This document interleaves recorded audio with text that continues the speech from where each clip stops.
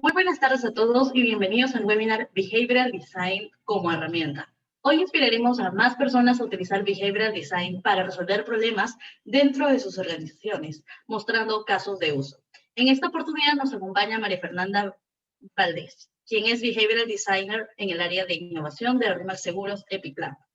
Durante el webinar pueden dejar sus preguntas en la opción de Q&A del Zoom. Estas se responderán al final de la ponencia y al finalizar pasaremos una breve encuesta que nos servirá para recopilar su feedback y de esa forma seguir mejorando. Sin más preámbulos, los dejo con María Fernanda. Bienvenida.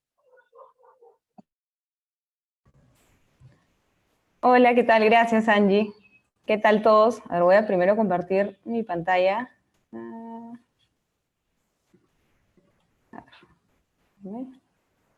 Ya. ¿Qué tal? Bueno, como les comentaba Angie, bueno, yo soy María Fernanda. Soy ahorita Behavioral Designer en el área de innovación de RIMAX Seguros.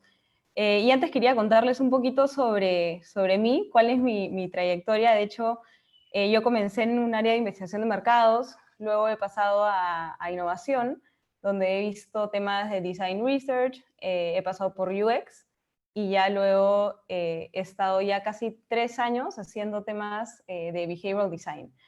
¿Y por qué es que ahora quería traerles como esta presentación de behavioral design ya como herramienta?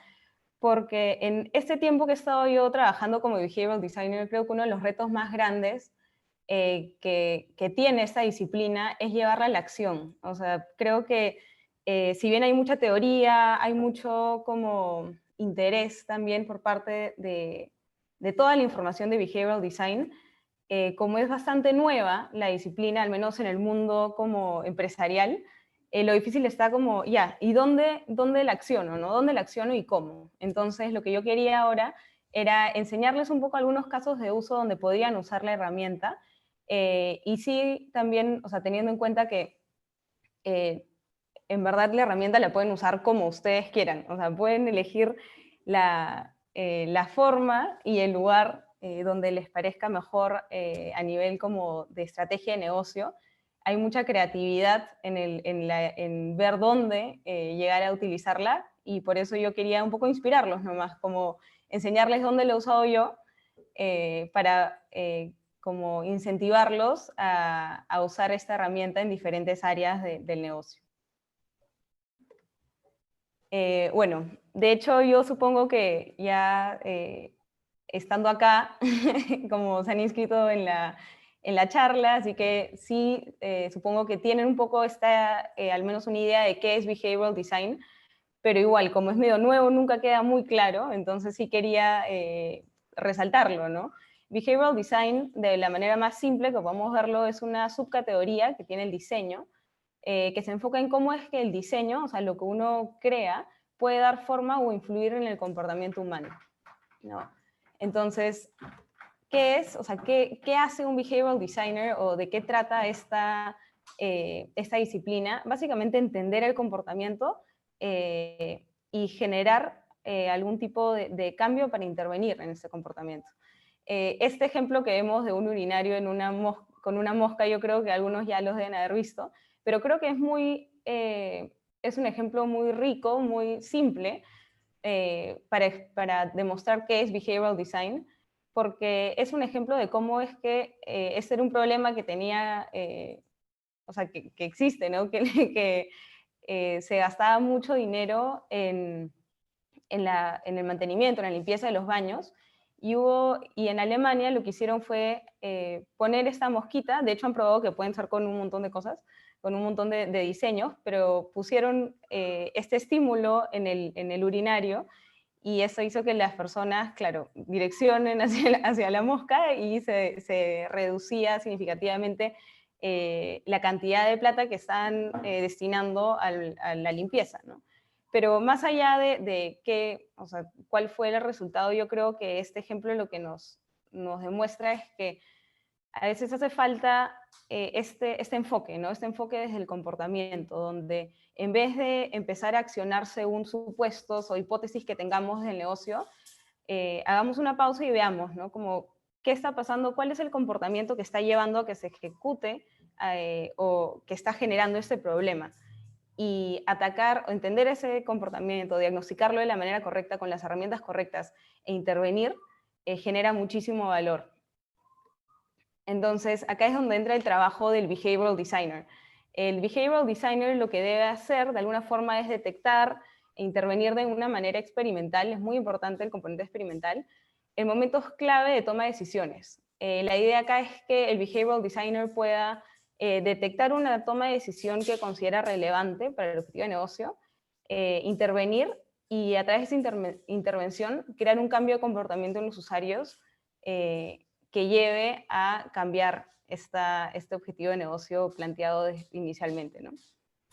Ahora, de hecho, como les digo, hay bastantes como metodologías, hay bastantes formas de accionar este conocimiento del comportamiento humano.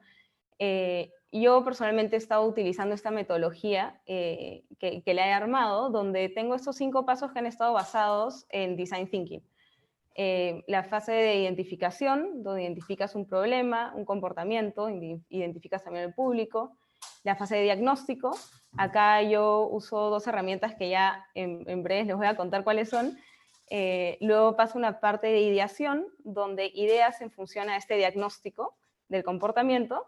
Finalmente diseñas y llevas a experimentar estos diseños, que eso también es un componente muy importante de behavioral design. Eso lo pueden ver porque en behavioral design siempre se está hablando de números, ¿no? Como de la intervención incrementó en un, no sé, 50% la cantidad de leads. Entonces, la experimentación en behavioral design es muy importante porque se lleva a la prueba a las cosas que estamos diseñando. Entonces, las 2 herramientas que quiero un poco comentarles antes de pasar a contarles sobre dónde pueden utilizar behavioral design, la primera herramienta es Combi, es una herramienta de Michi, y la otra herramienta es el Octalysis. Con Combi, a mí personalmente me ha ayudado muchísimo esta herramienta, porque lo que hace es diagnosticar el comportamiento según como estos 3 ejes. Lo que postulan es que la persona tiene que tener la capacidad física o psicológica para ejecutar el comportamiento. La persona también tiene que tener la oportunidad. La oportunidad acá se refiere más al entorno. ¿Cómo es que el entorno influye en que la persona pueda o no ejecutar el comportamiento? Si lo facilita o actúa como una barrera, ¿no? Entonces, en oportunidad se analiza la oportunidad física y la oportunidad social. Oportunidad física siendo como físicamente el entorno está influyendo en que hagas algo, y oportunidad social como otras personas del entorno influyen también en que se ejecute el comportamiento. Y luego está la motivación, que de hecho en el componente, en esta teoría habla de motivación como de una manera un poco más teórica. Y yo que he llevado bastante a la práctica estas herramientas, lo que decidí hacer fue convertir esa parte de motivación del Combi y utilizar el Octalysis de Yukai Cho. Yukai Cho, para los que no los conocen, es como un gamer, es una persona aficionada con la psicología, pero que ha dedicado su vida a los juegos, a entender qué es lo que motiva a las personas a jugar. Entonces, lo que él hizo y lo que él propone es que existen como 8 fuerzas motivacionales que mueven como la razón, por qué estamos motivados a hacer las cosas, ¿no? Entonces, lo que yo hago a la hora de analizar el comportamiento es usar estas 2 herramientas. Es una mezcla de ambas, pero como les digo, lo pueden usar como quieran, pero solo para comentarles, ¿no? Yo lo que hago es analizo el comportamiento en función a capacidad, oportunidad y a la motivación, donde utilizo esas 8 fuerzas motivacionales que propone Yukai Cho. Ahora, para todos los que les interesa mucho behavioral design y ciencias de comportamiento, de hecho, hay un montón, como les dije inicialmente, hay un montón de lecturas, hay un montón de papers, hay un montón de metodologías, también hay un montón como de formas de verlo. Entonces, creo que más allá de toda la teoría que podamos tener, como les decía, lo más complejo es ver como, ya, dónde lo aterrizo y cómo lo aterrizo, ¿no? Entonces yo les voy a contar de esos 3 casos en los que pueden aterrizar y utilizar las metodologías y las herramientas que les he contado antes, hace un ratito, ¿no? Entonces, una de las formas en las que se puede usar Behavioral Design es en la creación de productos nuevos. En la creación de productos nuevos específicamente, lo que se puede hacer con Behavioral Design es crear conceptos de productos o conceptos de servicios donde se usen los hallazgos de Behavioral Design como base en el proceso de diseño, ¿sí? Luego voy a ahondar en cada una de los casos. No se preocupen. Otro de los casos es haciendo intervenciones. Con Behavioral Design lo que podemos hacer es optimizar experiencias como específicas que hayamos mapeado, impactar en indicadores específicos de negocio, usando estos hallazgos de Behavioral Design como insumo en la definición de la estrategia. Acá lo que podemos hacer es entender qué está sucediendo en el negocio y que está moviendo ese objetivo de negocio que tú tienes, y desgranarlo a nivel de comportamiento. O sea, ¿qué comportamiento está haciendo que suceda esto que está pasando, ¿no? Y este análisis del comportamiento al final, verlo como o sea, te lleva a hallazgos que puedes usar luego como insumos para ver qué hacer, cómo resolver ese problema de negocio. Y finalmente, ese es el que a mí de verdad que me gusta bastante, es crear campañas. No campañas, no les digo como todas las campañas completas, yo sé que eso es como, hay todo un rubro claramente que es la publicidad, pero lo que puede hacer es ayudarnos a crear contenidos como mensajes publicitarios usando hallazgos de Behavioral Design como insumo en el proceso creativo. Esto, de hecho, es algo que a mí me emociona bastante porque es bien divertido la fase de creación y de todo este proceso creativo y idear desde como un hallazgo, ¿no? Y creo que es algo que para las personas que estamos trabajando en innovación y estamos creando productos nuevos, creando productos o servicios nuevos, a veces este trabajo de, no sé, armar la pauta en Facebook o armar el copy, eso nos puede ayudar bastante porque estaríamos creando un mensaje en relación, o sea, y en función a conocimiento desde el comportamiento, ¿no? Entonces, ahora les voy a ir paso a paso contándoles como un ejemplo de cada uno de estos casos que podrían aterrizar ustedes, ¿no?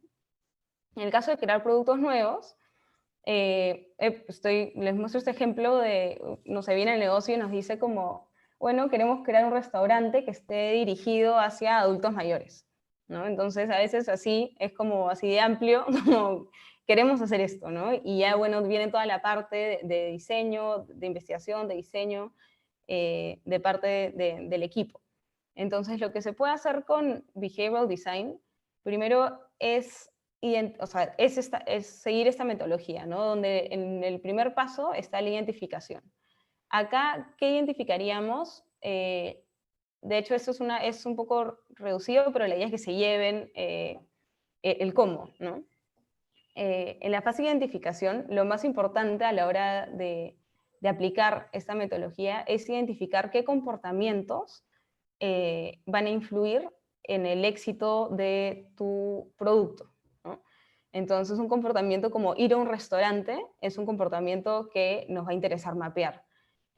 Aparte de eso, vamos a también identificar las tomas de decisiones, es decir, qué tomas de decisiones influyen en que la persona ejecute este comportamiento, porque a veces hay varias tomas de decisiones que derivan un comportamiento o que están derivando a otro comportamiento, y tener esa visión más granular nos va a ayudar a ver dónde enfocamos, dónde ponemos como todas las balas, ¿no? Entonces, en este caso, por ejemplo, de crear un restaurante, la decisión decide ir a un restaurante, el momento en que la persona decide ir a un restaurante es relevante también en la fase de identificación, ¿no? Luego, con estas tomas de decisiones mapeadas, pasaríamos a la fase de diagnóstico. En el diagnóstico, ahí podrían usar, como les digo, las herramientas que les he enseñado, y ese diagnóstico se va a traducir en ciertos hallazgos. Por ejemplo, en este caso podría haber una barrera de capacidad física, que es, por ejemplo, no sé, hay una preocupación de no poder subir las escaleras de las personas, los adultos mayores, por lo que la accesibilidad del local es lo que determina la decisión de ir al restaurante, ¿no? O podemos encontrar que hay un facilitador de oportunidad social, que la oportunidad social está actuando como algo que facilita esa decisión de ir a un restaurante. Y encontramos que ahí la decisión de ir a un restaurante en verdad es gatillada por la familia, como no es gatillada, no sé, de manera, o sea, individual por la persona, ¿no? Entonces, teniendo estos hallazgos, es que pasamos a la fase de ideación. Como vemos, son hallazgos que ya responden a una toma de decisión. O sea, ya sabemos qué está influyendo en que la persona decida ir a un restaurante, ¿no? Con estos hallazgos ya claros, pasaríamos al How Might We, el famoso How Might We que nos lleva a la ideación, donde básicamente lo que vamos a hacer es idear en función de estos hallazgos, ¿no? Entonces, ¿cómo podríamos hacer que la persona decide ir a un restaurante considerando esta barrera de capacidad física o este facilitador de oportunidad social, ¿no? Lo cual nos va a llevar a diseñar y tener estos como criterios de diseño, ¿no? Donde por un lado podemos diseñar una propuesta de valor donde la accesibilidad al restaurante es el criterio de diseño principal, porque va en orden con una de las cosas que encontramos, o podemos diseñar algo donde la comida en familia sea el criterio de diseño principal, ¿no? Y finalmente, ya con estos dos diseños, como ideas de conceptos, que sabemos que están apalancados de conocimiento de la toma de decisión, pasamos a la parte experimental. Esta parte experimental para la creación de productos nuevos, en verdad genera bastante valor, porque lo que te permite es medir la deseabilidad de los conceptos que has diseñado. Muchas veces salimos con MVPs rápidamente, pero no tenemos claro cuál es el nivel de deseabilidad o por qué es que elegimos ese concepto sobre otro, ¿no? Entonces, acá lo que te permite hacer behavioral design es poner un concepto versus el otro, ambos conceptos, claro, que devienen de un análisis de comportamiento, y medir cuál de ellos es más deseable en nuestro público objetivo, ¿no?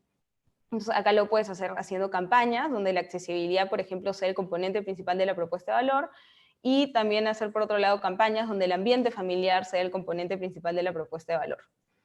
Esto lo puedes hacer por Facebook, correo, los medios que les permita los recursos de la empresa, ¿no? Pero básicamente lo que lleva o sea, lo que te da behavioral design para la creación de productos nuevos es esto, ¿no? Al final lo que te quedaría como resultado son conceptos que están creados a partir de un enfoque de comportamiento, porque has entendido y has diseñado en función a ese hallazgo que sabes que mueve esa toma de decisión, y conceptos también que han sido dimensionados y validados en tu público objetivo, ¿no? Usando la metodología experimental. Eso es para productos nuevos. Ahora, para las intervenciones, yo a veces siento que es como otro mundo, o sea, para la creación de productos o sea, estás ahí midiendo conceptos, ¿no? Estás viendo qué idea podría funcionar mejor en base a este análisis. Para las intervenciones ya tienes un problema más concreto. En las intervenciones ya existe un problema de negocio que estás intentando resolver. Entonces, acá, por ejemplo, yo les traigo este ejemplo de en el mismo restaurante, el administrador dice, no sé, el personal de mi restaurante no se está tomando el tiempo necesario para lavarse las manos, ¿no? Eso es un problema de negocio que podría resolverse usando behavioral design. Entonces, con ese ejemplo, vamos por las mismas etapas que les he comentado anteriormente, ¿no? Igual, mapeamos comportamientos en la fase de identificación y mapeamos decisiones. Entonces, el comportamiento en este caso sería el lavado de manos, o sea, es que se sigue el protocolo, ¿no? Y la decisión podría ser el decidir lavarse las manos por una cantidad determinada de tiempo. Teniendo esas tomas de decisiones ya mapeadas, podemos pasar a la fase de diagnóstico, donde igual podríamos usar las mismas herramientas, si es que tienen otras, se pueden usar otras, Pero lo que acá en este caso se podría mapear, por ejemplo, es una barrera de capacidad física, ¿no? Donde encontramos que las personas no tienen conocimiento respecto a la cantidad de tiempo que se pasa haciendo la actividad. Y cuando hace un esfuerzo consciente de contar, ya sea por distracción o carga cognitiva, suele contar más rápido. Entonces no está cumpliendo con los 30 segundos que debería lavarse las manos.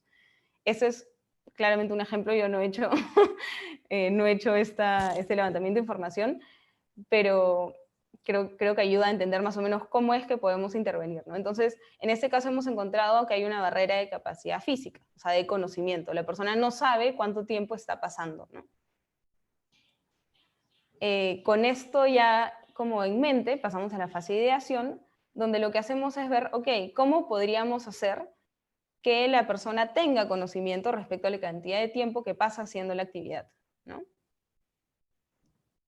En el diseño, acá es distinto porque tú diseñas ya una intervención, no estás diseñando un concepto, estás diseñando como algo que va a cambiar en ese mismo momento del comportamiento de la persona. Entonces, en esta parte de diseño, diseñas tanto la intervención como un experimento. Entonces, en la intervención podría ser, por ejemplo, no sé, ubicar un reloj que marque los segundos encima del caño. Eso es como tu intervención. Tú has decidido que vas a hacer eso porque ya sabes que está respondiendo a lo que habías encontrado previamente, ¿no? Y luego diseñas también un experimento, donde a un grupo lo expones como, o sea, se convierte en tu grupo control, donde no creas, no intervienes, y luego creas un grupo experimental donde sí intervienes o sea, y haces la intervención, ¿no? Entonces, por ejemplo, acá sería un grupo sin reloj y el otro sería un grupo con reloj. Y finalmente llevarías ya a la experimentación, donde mides la efectividad de la intervención. Esto es importante porque, como les digo, Behavioral Design está muy centrado en la medición. En el otro caso medías la deseabilidad del concepto que has ideado. Acá lo que medirías es la efectividad de la intervención que has diseñado, ¿no? Entonces, sí o sí tienes que tener una variable que puedas medir. En este caso podría ser el tiempo de lavado de manos. Ya, ¿cómo se mediría antes y después? De verdad que no he llegado a pensarlo tanto, pero la idea es que puedas medir algo, ¿no? Y puedas ver de manera como ya, incluso, o sea, con estadística, si es que el grupo control se comporta de manera distinta que el grupo experimental. Entonces, como les digo, acá para hacer intervenciones, tu experimento es distinto porque lo que mides es la efectividad de la intervención que has diseñado. Y muchas veces pueden haber diferentes intervenciones. No solo es un A-B, puede ser un ABC, puede ser un multivariable, ¿no? Entonces, pero acá lo que haces ya es atacar un problema de negocio y estás como diseñando para resolver ese problema de negocio y ese problema de comportamiento que existe actualmente, ¿no? Entonces, como resultado, en este caso, lo que estarías haciendo es intervenir en un indicador específico y estás dimensionando el impacto que tiene la acción que tú has diseñado en el objetivo de negocio. Para hacer intervenciones, en verdad, hay un montón de oportunidad, porque hay muchos problemas de negocio que pueden ser resueltos a través de problemas de comportamiento, solo que nos falta darle esa mirada, ¿no? Entonces yo acá en verdad los invito a que frente a un problema de negocio que tengan, vean si es que hay algún comportamiento que ustedes puedan creer o sea, tiene alguna hipótesis, no sé, no le interesa hacer ese comportamiento. Yo creo que si es que lo llegas a analizar, a diagnosticar bien y generar hipótesis y probar, puede que encuentres que hay un gran potencial de acción ahí, ¿no? Y finalmente está ese tercer lugar donde pueden aplicar Behavioral Design, que es en el crear campañas. Igual, cogiendo el ejemplo del restaurante, si es que vemos, no sé, que el dueño del restaurante dice, quiero crear una campaña potente para mover mi nuevo restaurante, ¿no? Lo que te permite Behavioral Design es diseñar mensajes y diseñar narrativas que generen un mayor impacto en el público objetivo al que estás llegando, ¿ya? ¿Y por qué? Porque bueno, eso es lo que me hace ruido a mí y un poco lo que yo propongo, es que primero, o sea, no sé si se acuerdan, en la parte de identificación estábamos identificando comportamientos, pero estábamos identificando también tomas de decisiones. Entonces, en esta parte de crear campañas, lo que podemos hacer es ver todas las tomas de decisiones que se toman, identificar una de ellas, ¿no? Y idear mensajes dirigidos especialmente, o sea, directamente hacia esa toma de decisión que tú consideras más relevante, ¿no? Luego, ya identificando esa toma de decisión que tú sabes que va a mover el comportamiento de la persona, puedes también usar el octálisis. El octálisis, como se acuerdan, es esta herramienta que les presenté que lo que hacía era entender la motivación humana como que en estas 8 fuerzas, ¿no?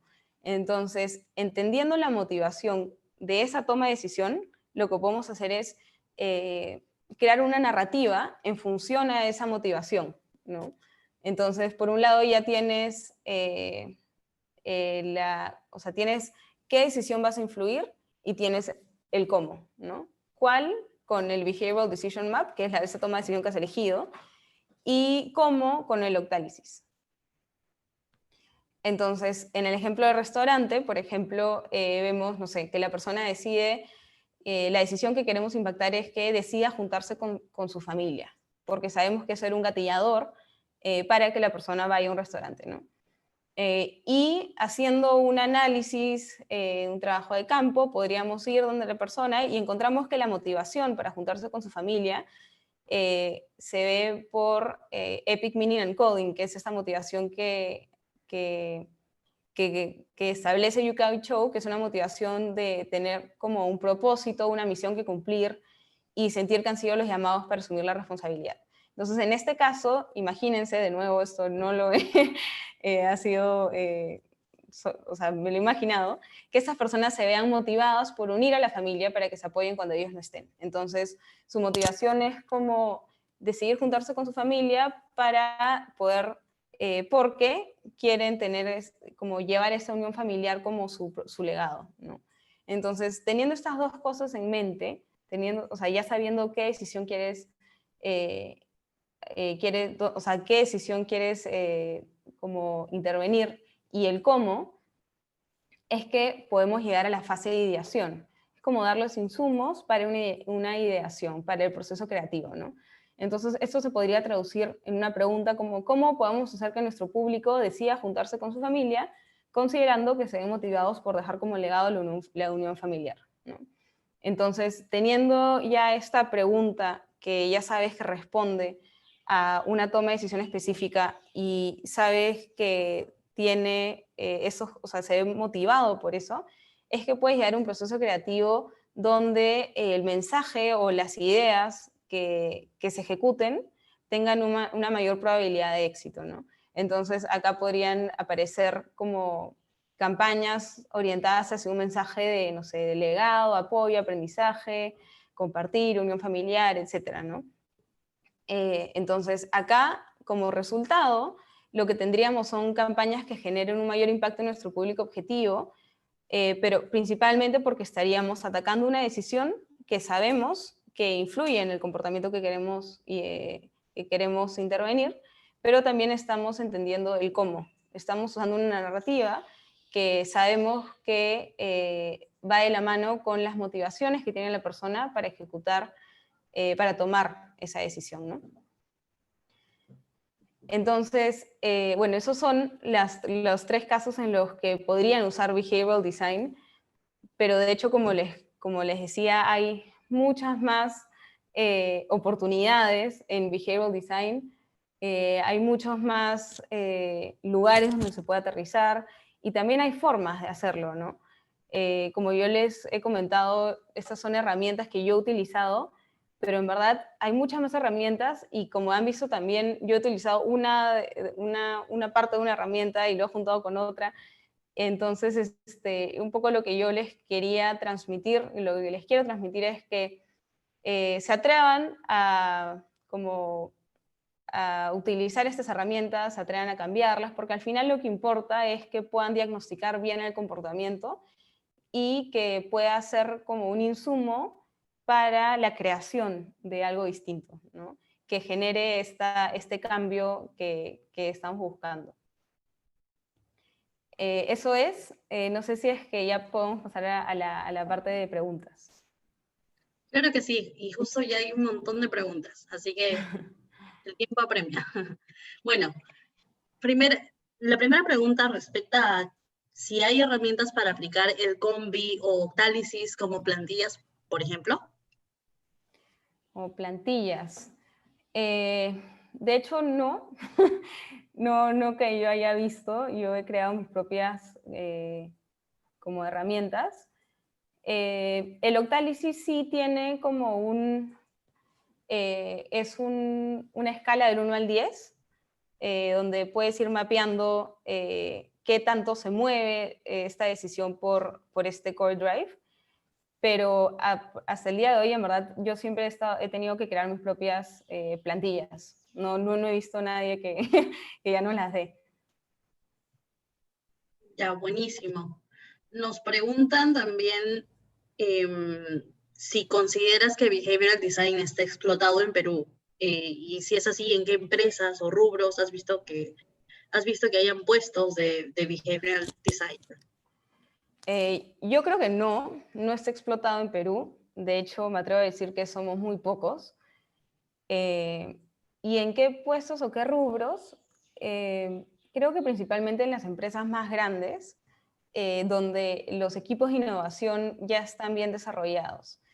¿Y por qué? Porque esto, o sea, al ser compañías grandes, con equipos grandes de innovación, creo que se pueden un poco como arriesgar a tomar este nuevo perfil que en verdad hay pocas personas que saben qué está haciendo, ¿no?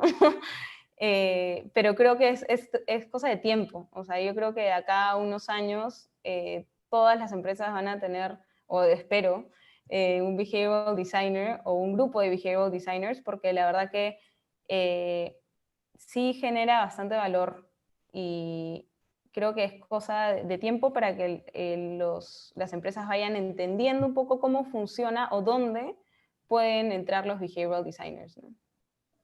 Buenazo.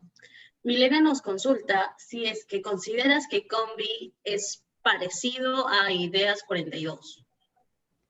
De hecho, Ideas 42 sí tiene su metodología. Yo he leído bastantes papers de ellos y ellos utilizan también el Combi, sí. Combi es una herramienta que en verdad le están utilizando bastantes personas que están accionando behavioral design. Ipsos también tiene la suya propia, claro, Ideas 42 también, y así diferentes, ¿no? Yo creo que si son parecidas, creo que vamos bien, porque nos está diciendo que estamos utilizando las herramientas correctas para levantar la información. Igual, cada vez se van renovando estas herramientas, así que yo creo que hay que estar bien atentos a nuevas herramientas que salgan. Buenazo. Aquí también nos preguntan si el Behavioral Design Map es elaborado por el equipo o es un formato predeterminado. Es una buena pregunta. De hecho, esto fue una herramienta que un poco, o sea, yo la desarrollé y he ido afinándola como con el tiempo. Esto, lo que yo he hecho es desarrollarlo, o sea, este Behavioral Decision Map, empecé, o sea, primero hago una parte como de investigación, donde entiendo todas las, como las decisiones, ¿no? Entendiendo todas las decisiones y mapeo este proceso, pero sí es algo que creo que es bueno, o sea, y en todo momento del trabajo del behavioral designer, creo que es bueno compartirlo con el equipo en el que estás, porque como les digo, no mucha gente sabe qué está haciendo un behavioral designer, entonces mientras más incorporemos a todo el equipo, mejor. Y es hermoso también ver cómo ellos todo el equipo empieza a hablar en función a capacidad, oportunidad, motivación, tomas decisiones. Entonces, si es que se puede hacer con todo el equipo, pues sería perfecto. Pero sí es algo que puede hacer el behavioral designer solo también. Va a depender de Oh, cada uno. genial. Daniel nos dice, gracias María Fernanda, ¿cómo es que Behavioral Design se aplica para cambios culturales o tecnológicos a nivel interno u organizacional? ¿Y qué tipo de data has visto que ha sido útil para recoger y analizar? ¿Tienes algún caso? Wow, es una gran, o sea, pregunta bien grande. A ver, respondiendo como una que está medio, como al medio, creo era cómo se aplica para cambios tecnológicos. Creo que, o sea, ahí behavioral design en lo que puede, bueno, hay muchas formas en las que puede aportar, pero uno de los cambios muy relevantes también es en cómo hacer que, cómo entender esta interacción entre el comportamiento humano y el uso de tecnologías, ¿no? Entonces, ahí también hay mucho que analizar, no sé, o sea, son comportamientos, al fin y al cabo, y están en diferentes industrias, ¿no? Lo que quieres idear, pero si es que ves, no sé, por qué las personas no están usando esta plataforma, eso ya es un comportamiento y es un reto que puede ser abordado desde behavioral design. Exacto. Y nos comentaba si es que hay algún tipo de data que has visto que haya sido útil recoger o analizar y si hay un caso en particular con el cual hayas trabajado. Es que creo que hay muchísimos. O sea, creo que es un poco amplia la pregunta como para llevarlos hacia algún paper o algún estudio. Pero algo que sí se alinea con esa pregunta es que para cada reto que tengan, cada reto desde que negocio plantee y que busquen resolverlo con behavioral design, en la parte de investigación es muy importante, o sea, la parte de investigación es muy importante porque acá la idea es entender el comportamiento. Entonces, el uso de papers y de material académico es vital. O sea, es vital para entender el comportamiento y para también crear las hipótesis que tienes, ¿no? Ahí va a depender mucho, como les digo, del problema que quieras resolver, pero hay mucha información académica que va a ser muy importante en la fase de diagnóstico. Buenazo. César nos consulta si es que hay algún libro que recomiendes leer para personas que se están incorporando al behavioral design.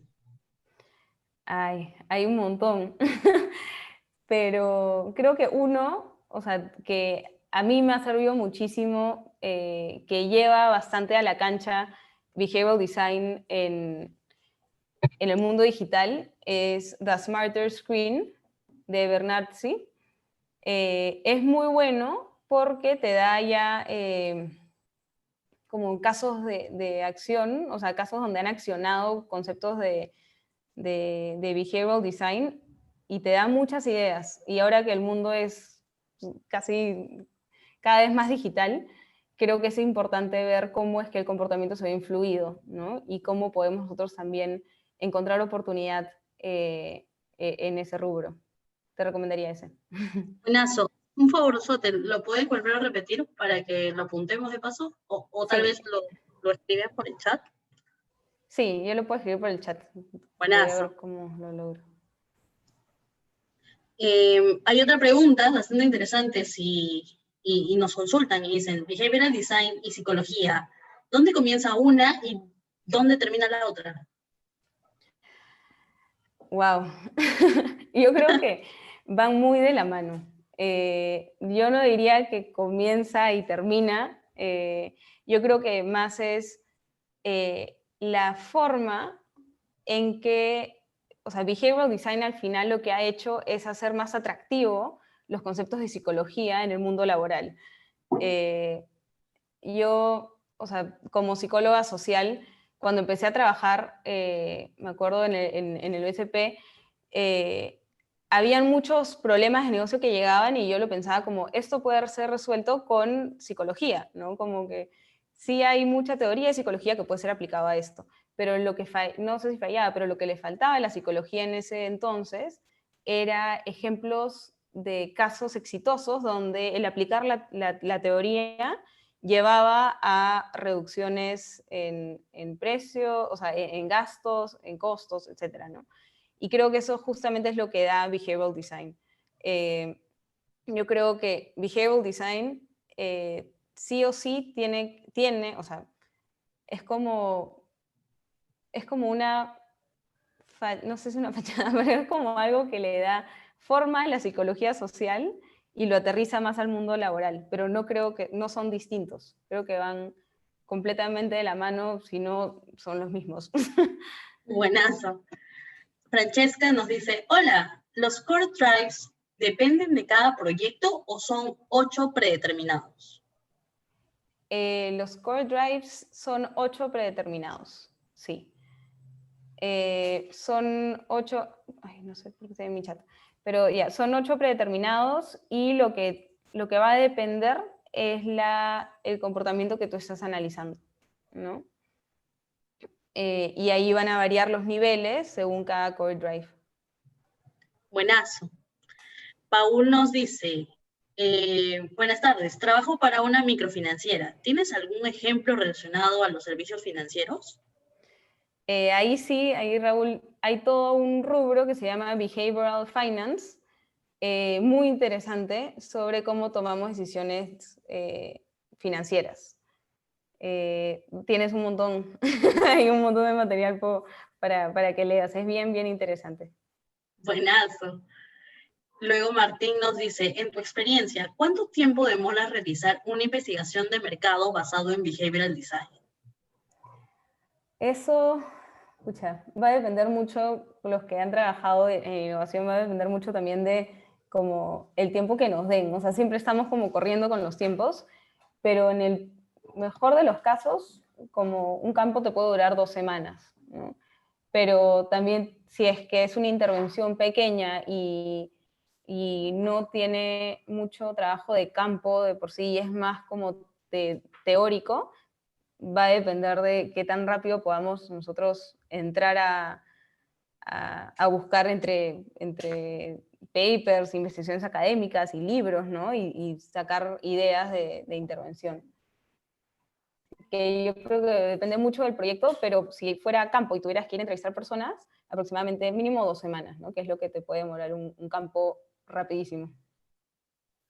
Buenazo. Jodet también nos tiene una pregunta compuesta. Vamos a ver, vamos a ver. Podemos partir de una premisa, pero la validación parece clave en estos análisis. Podemos entender la motivación de cierta conducta, pero ¿cómo aseguramos que nuestras acciones van a ser un trigger correcto? Imagino que requerirá basarse más en teoría científica, como psicología del consumidor o economía conductual. ¿Es así? A ver, voy a tratar de responder la pregunta, creo que sí va por donde creo que va. Sí, siempre van a haber muchos factores que influyan en el comportamiento. Y claro, y Behavioral Design lo que busca es como medir y decir, esto fue efectivamente lo que movió ese comportamiento, ¿no? Entonces sí, por ese lado es muy importante la fase experimental.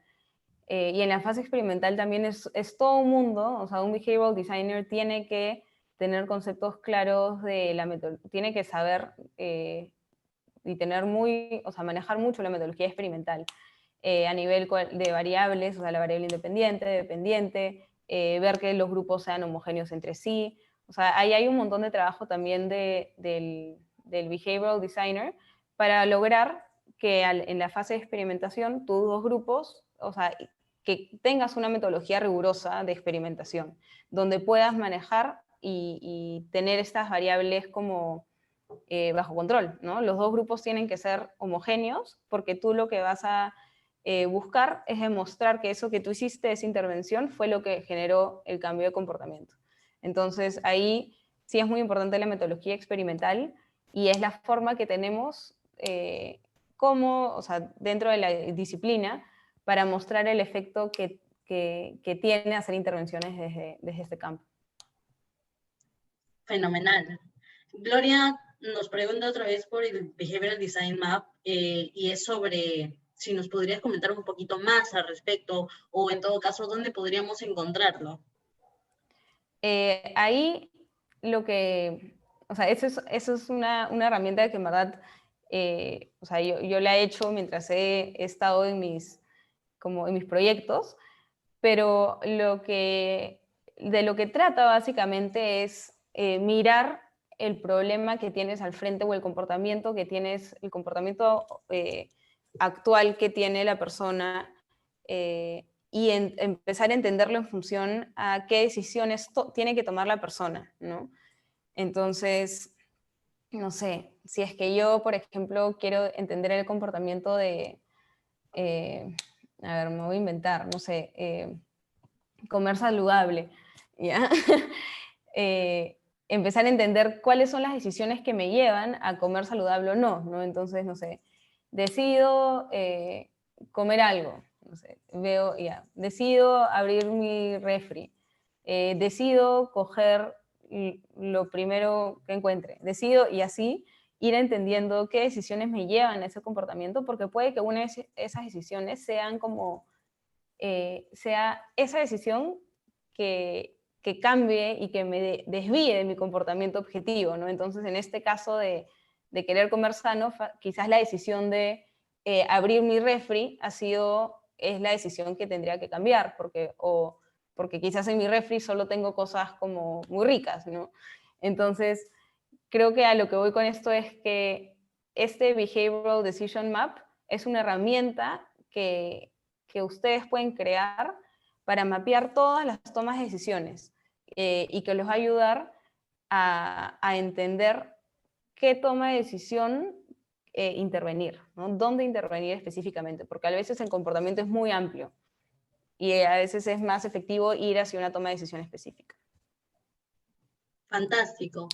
José Mauricio nos dice, ¿consideras que educar con diseño conductual puede acelerar la introducción de nuevas tecnologías disruptivas en Perú? De hecho, creo que sí, creo que es muy importante, es más, porque al final las tecnologías disruptivas lo que están haciendo es cambiar la forma que hacemos las cosas de manera radical, ¿no? Y como todos sabemos, los seres humanos somos personas de hábitos, somos mucho de costumbres, entonces ahí el diseño desde Behavioral Design podría ayudar a entender más el comportamiento de las personas y ver cómo es que, qué tendría que pasar o cómo podemos hacer que reciban de una mejor manera esta tecnología, ¿no? Y de hecho ya pasa bastante que hay muy buenas tecnologías, hay tecnologías muy potentes que no las usamos porque, por temas como de comportamiento, no sé, desconfianza o desconocimiento o percepciones erradas. Entonces, creo que para todas las personas que estén creando incluso tecnología disruptiva, tener una visión desde Behavioral Design podría incrementar significativamente la probabilidad de que esta tecnología sea acatada y sea utilizada, ¿no? Fantástico. También nos consultan si, bueno, ¿cuál es el perfil profesional para ser un behavioral designer? Eso es, a ver, yo personalmente creo que es muy importante la base de psicología, pero también es muy importante la capacidad como crítica y analítica, porque al final lo que estamos haciendo es entender el comportamiento humano, ¿no? Que creo que es algo que, o sea, esa es una habilidad que los psicólogos desarrollan durante la carrera, eh, pero que también puede ser desarrollado a través de otras carreras, ¿no? Creo que la parte teórica es muy importante para entender el comportamiento humano. En todo caso, si es que alguien se quiere, o sea, puede hacer una especialización en psicología, sería excelente. Pero creo que lo más importante acá está esa capacidad de analizar, esa capacidad crítica, analítica eh, y también de diseñar. Y también Bueno, de diseñar porque el lado creativo es muy importante. Como podemos ver, todo lleva a que la teoría se tangibilice en una acción. Entonces creo que ahí la creatividad y la capacidad crítica son muy importantes para que alguien se desarrolle como behavioral designer. Fenomenal. Una pregunta relacionada es, ¿dónde nos recomiendas educarnos sobre behavioral design? Bueno, hay varios cursos que se dan, pero lo que más les recomiendo en verdad es que lean no solo libros, sino también papers, que lean investigación académica y que lo lleven a la práctica, así sea como en un mini piloto que tengan o un proyecto personal, porque donde más aprenden en verdad es cuando lo pruebas, ¿no? Y empiezas a ver también qué otras herramientas puedes crear o o puedes encontrar, ¿no? Fantástico. Martín nos dice, ¿te parece que se puede aplicar procesos de behavioral design en empresas chicas con pocos recursos? Yo creo que sí. Yo creo que sí. Y creo que incluso podría generar también bastante valor, porque al final lo que hace behavioral design es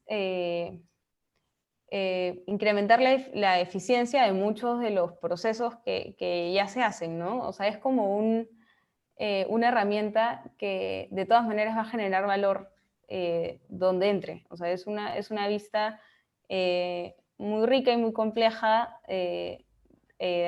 para resolver problemas. Entonces, si es que incluso es una compañía con pocos recursos, quizás necesita que, no sé, las campañas sean más potentes o que las acciones que toman tengan un mayor retorno, ¿no? Entonces ahí behavioral design sí puede ser un muy buen aliado. Grandioso.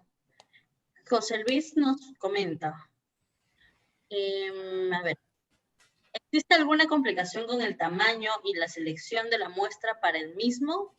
¿Y cómo lo manejan? En la fase de experimentación, de hecho, sí, el tener la muestra necesaria para hacer los experimentos sí es una limitación, de todas maneras. Muchas veces en los casos en los que yo he tenido que aplicarlo, bueno, o sea, la idea es poder experimentar con un público amplio, ¿no? Donde puedas que te pueda garantizar que obtengas como diferencias significativas entre los grupos.